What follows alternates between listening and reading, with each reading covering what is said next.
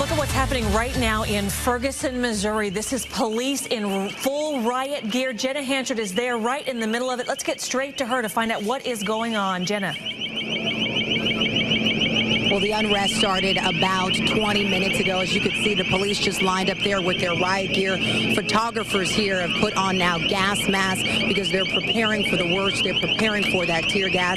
We're walking right here into the center of it. This is where protesters are gathering. What you see right now is you can see that truck kind of driving through here in order to disperse that crowd. What we're seeing is a combination of National Guard members as well as St. Louis County Police. That's who's coming in right now. You can see them kind of break through the crowd. We're on West Florissant Street right now. All right, we want to go back to Jenna Hanchard in the middle of the activity right now that's elevated in the St. Louis suburb of Ferguson. Jenna, this is such a scary sight. It is scary. We're being moved right now.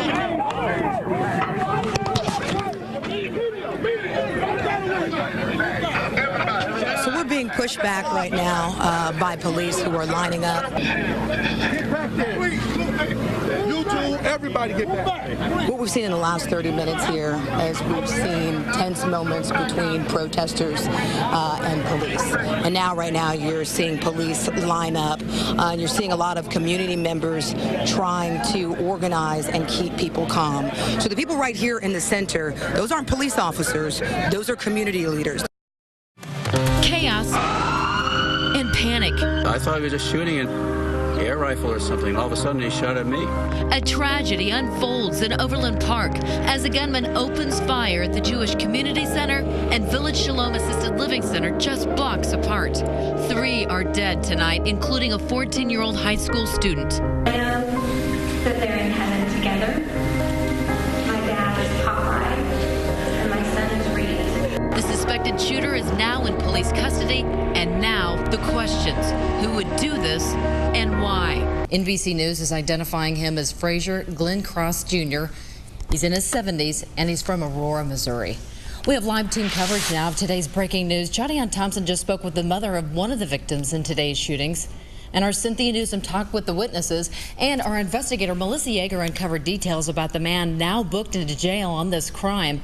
But we begin tonight with Andres Gutierrez, who's live at the JCC, where it all started.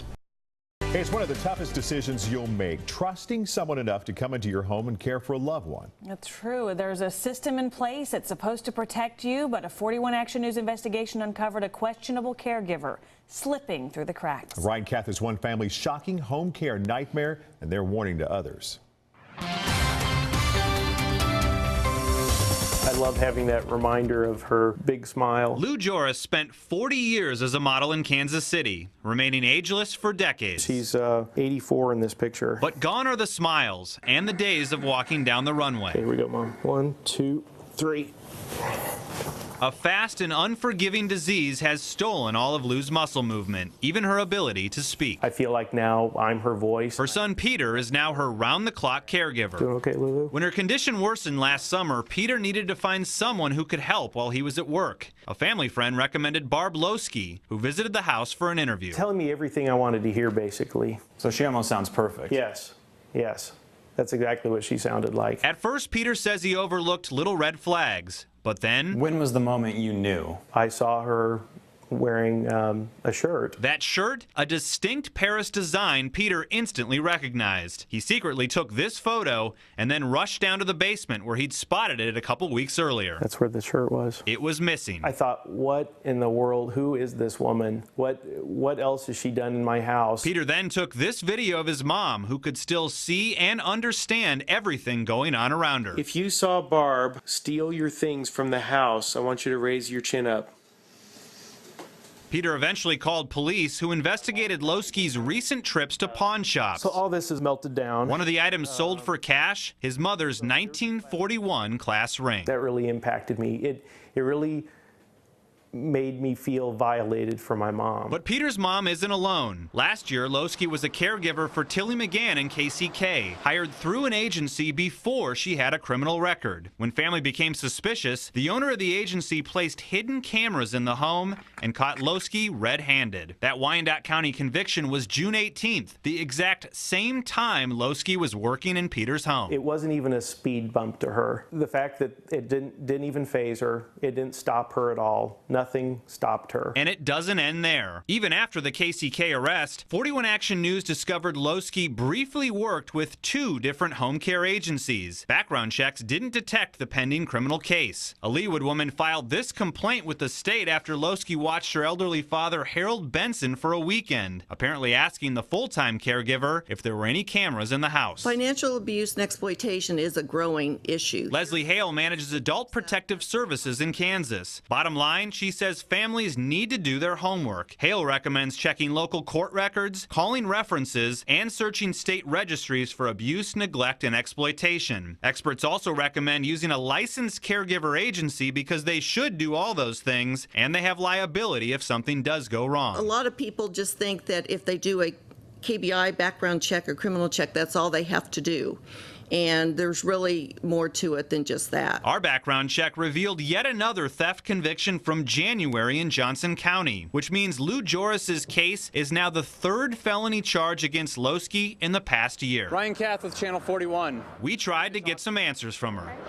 Why do you keep stealing from elderly people you're supposed to be taking care of? I'm not going to answer that question. Why do you keep doing that? I'm getting help. What kind of help? Counseling. Stealing family heirlooms and pawning it off for cash? How do you do that? I don't know. Why do you do it? I'm not going to answer that. Why didn't you learn your lesson after the first time? I don't know. Lowski didn't have a good explanation, leaving Peter to wonder about all the things his mom saw, Doing okay, Mom? but is unable to tell him. She really victimized her and violated her, and that's something that just stays with you. Lowski is scheduled in Jackson County Court next week, and after we started asking questions, Mark and Krista, Wyandotte County prosecutors tell me they are now looking at possibly revoking her probation for their case. So we'll, of course, keep everyone posted on both of those situations. Well, please do. Definitely something to think about. It's such a trusting thing you do with family members. So disturbing and violating. Oh, my goodness. Heartbreaking for Peter and his mom, but an important story for him to share, and no doubt it's going to help other families. Absolutely. Yeah. All right. Thanks, Ryan. Let us know. When Shelley gave a visit to a Kansas City orthodontist 3 stars, she didn't think much of it. You know, 3 stars according to Yelp is A-OK. So that's pretty much it. Not so fast. Shelley asked us not to show her face because of the backlash she received from that mediocre review. It started with the orthodontist himself, Dr. Dustin Burleson, thanking her for her review. And I thought, oh, wow, that was really nice for him to respond. And I let it go. A month later, a message from the office manager. He kind of goes through the same lingo as Dr. Burleson, but then demands me to take my review down, telling me that there's a difference between free speech and commercial speech, and that what Yelp is asking for is commercial speech. So I was not protected under my First Amendment right. Shelley provided 41 Action News a letter she later received from an attorney claiming thousands of dollars in damages. Then other patients flooded her inbox with messages asking her to change her review. That's not all. Another patient also approached her in person. In the grocery store, I was contacted by someone who didn't like my review. Other Yelp users came to her defense on the website and told 41 Action News off camera the same orthodontist also sent them similar legal threats. I was very shocked to learn that he was sending that same, I'll sue you email to the fellow Yelpers. What happened to Shelley is called a SLAP, or a strategic lawsuit against public participation. You write a review, then the business threatens litigation. Writing an honest, truthful review is protected by the First Amendment, but the threat of a lengthy, expensive legal battle spurs many people to take their comments down. Sadly, within the states of Missouri and Kansas, there aren't strong anti-SLAP laws. Luther Lowe is Yelp's Director of Public Policy. If you're sharing your accurate and honest opinion online, then that shouldn't be stifled. Currently, there is not any proposed anti-SLAPP legislation in Kansas or Missouri, but Yelp is working to change that. Yelp also encourages businesses to respond to negative reviews to give their side of the story. Suing your customers typically backfires because there are strong free speech protections in the United States.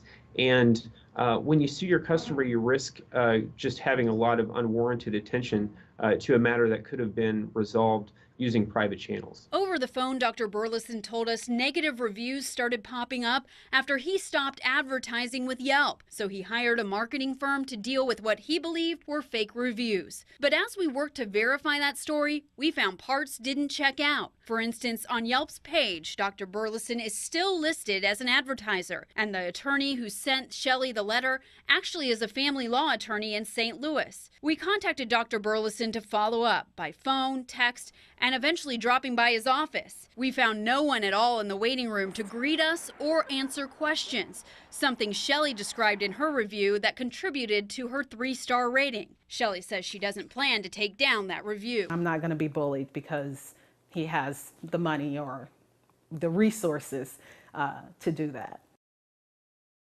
Right now, everyone who sees her as a beautiful little girl. This little girl was born a boy, but as she grew, she insisted she was a girl. Her parents didn't listen at first, and they aren't the only ones with kids growing up transgender in Kansas City. Mom, I need help. 7-year-old AJ is comfortable in her home, in her roller skates. Who is this? Sophia. With her princess dresses and figurines. AJ is not her real name. We've had some pretty nasty things said about us. We can't show you her face. My concern's more of just protecting her so that, you know, she's safe. AJ was born a boy. At 3.5, things changed. He didn't want short hair. Screamed and fought. I got out the clippers. I got one cut down the side, and it was just tears, and it was like torture. He longed to wear dresses and jewelry. His parents refused at first, and then it was much more than wanting to wear dresses. When she was about 4, we were going to the bathroom in Target, and I was holding her hand, and we were walking in towards the board bathroom. This was when she was still living as a boy. And she stopped about 2 feet from the bathroom and was like, "Dad, I can't go in the boys' bathroom. I'm a girl." He wore his dresses to school. He was teased. It was hard, but he was adamant. He was a girl. When I first in 4th grade, when I cut my hair, they call me he, she. Across town, a boy a little older, we'll call him Sean. Born a girl, but knew he didn't feel like one. His mom was first to know. Well, I didn't directly tell her. She just kind of found it out. His mom's accepting. His dad is not. We never had a father-daughter relationship because he would always get mad at me for trying to tell him. What would he say? Just tell me I'm a girl and I need to deal with it. He doesn't see his dad anymore. The prevalence of this condition is outrageously higher than we ever thought. Caroline Gibbs is a counselor and founder of the Transgender Institute in Kansas City. The youngest kid I have currently is 3. And the oldest kid I have is 83. She counsels anyone interested in transitioning or starting to live outwardly as the gender they feel inside. If I have people walk into my clinic, what we find astoundingly is that all the people, including kids, will not only say the same things, but they will say the same words. Gibbs says they have horrible anxiety and depression because they feel they are leading 2 lives and no one understands. Gender dysphoria. Dr. Jill Jacobson hopes to change that. We have started seeing patients with transgenderism. Jacobson is a pediatric endocrinologist at Children's Mercy. She's searching for possible explanations and causes of transgenderism. She has 36 patients in all. 22 of them are FTMs, meaning they were born female but are transitioning to male. Of those 22, more than half have elevated levels of testosterone in their bodies. When we are able to explain that to families, it's sometimes helpful to them to understand how the child is feeling. Sometimes it's helpful for them to explain to other family members. She has not found any similar findings for boys who identify with being a girl. For now, options for transgender children and their families are to start puberty blockers as soon as possible. Then usually at age 16, kids can start taking hormones for the gender with which they identify. Testosterone, or T, for trans boys, and estrogen for trans girls. A lot of us are just kind of feeling our way with this. It's all new. The gender identity for every person on the planet is that sense inside and that situation in the brain that we don't understand fully scientifically yet. We're learning. And so are the kids and their families. This is not something we wished for. It's not something that we wanted. It just happened. My thought process all along was I would rather have a happy, healthy little girl than a suicidal, dead son. That family felt it was important to share their story so others might understand, and they do know there are people who do not agree with their decision. Our special coverage continues much more in depth on our website. A trans man shares his story about what it was like for him growing up, plus an extensive look at gender-inclusive changes at our universities and colleges right here in Kansas City in the area. And this, tomorrow we're hosting a live web chat at 11:30 with Debbie, the mom in our story, and Caroline, the transgender therapist. You can already sign up and submit questions for tomorrow. They can find that at kshb.com. On December 31st, the longest war in our nation's history will officially end. Thousands of Americans lost their lives in Afghanistan to protect us here at home. Thousands more have returned, scarred for life. It began with a goal of hunting down those who did this to us: Al-Qaeda, Osama bin Laden, and the terrorists who threatened us. But more than a decade later, a generation of fighting, the outcome is still in doubt. Are we safer? Is Afghanistan no longer a safe haven for terrorists? Will we have to return? We sent our Lindsay Shively and Garrett Hake to Kandahar, Afghanistan, to join up with the Missouri National Guard. The Guard's job: to take apart much of what we have built for the past 13 years so it will not fall into the hands of those who would use it against us after we leave. For the next hour, the story of the men and women left to turn out the lights of our longest war.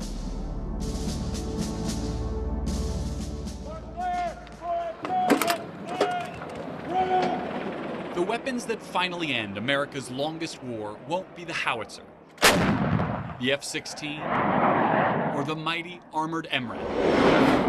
They will be the axe, the hammer, and the armored dump truck, hauling away the remains of a war that American combat forces will soon leave behind. Every building we tear down is a building closer. They and the other units that will follow them have a lot to do. From 100 feet up, Kandahar Airfield extends nearly all the way to the horizon, a mess of roads, tents, buildings, and other structures. Nearly all of it will someday have to come down.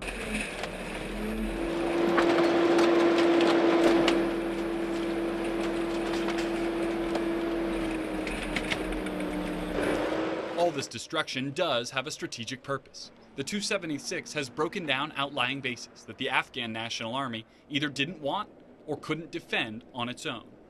As smaller outposts and bases are taken down, much of their materiel ends up here at Kandahar, a broken concrete monument to 13 years of war. As those outlying bases close, keeping the enemy on the other side of this fence gets even more intense. Kandahar Airfield becomes one of the only remaining and an even bigger target. And charged with keeping the enemy out, the Misfits, the name of this artillery platoon. We are in full protective gear right now. Why? Well, we're about 25 to 30 meters from the outside of the fob, so the enemy's right on the other side of that fence. And he missed Christmas. He missed our first Christmas. Army Rangers like Staff Sergeant Jeremy Katzenberger work in secrecy. Their missions so intense, their deployments shorter, but on a constant rotation. But Colleen and Jeremy stayed strong through several deployments. Based out of Georgia, Jeremy and Colleen soon had a baby boy, Everett. Jeremy didn't get to stay home long. The other battalions had not been as lucky as our battalion had been, so it was very false in that security, but that was tough.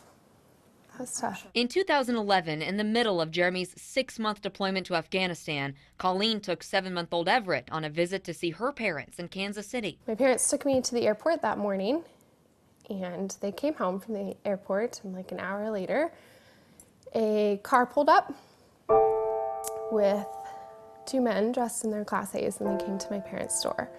Looking for Colleen, they told her parents nothing. Colleen knew nothing for hours until she saw close friends waiting for her at the airport. So I had this huge smile on my face, and I turned to Katie, and the minute I saw her face, she has these big blue eyes, and they were just filled with tears, and I looked at her and I said, oh my God, this isn't good. And then I looked at her and I was like, oh my God, is it my husband or is it my brother? Because they were both gone. And then the chaplain knelt down on one knee and he started reading the statement. And all I heard was, on behalf of the United States President, we regret to inform you that Staff Sergeant Jeremy A. Kaufman, and that was it. That's all I heard. That's all I heard. So I curled into a ball, because when your world ends, what do? And I curled into this ball, and then I heard Everett. I looked at him, and I realized my world was not over. Together, Colleen and Everett started rebuilding their life. It's crazy when your life is 26 years old, and about to bury my husband. It was like in that moment, I hadn't just lost him, I lost my future.